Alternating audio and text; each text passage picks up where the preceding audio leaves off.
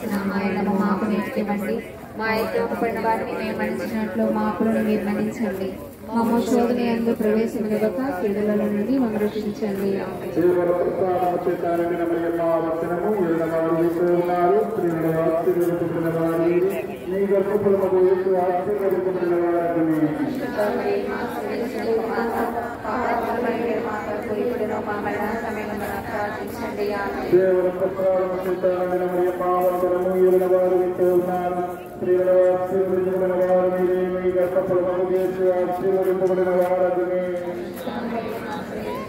ఎంత చూసినాడు పడ్డమంటే లేపలేము మేము. దేవుడు ప్రసాదం చేత వందనము ఏలవారు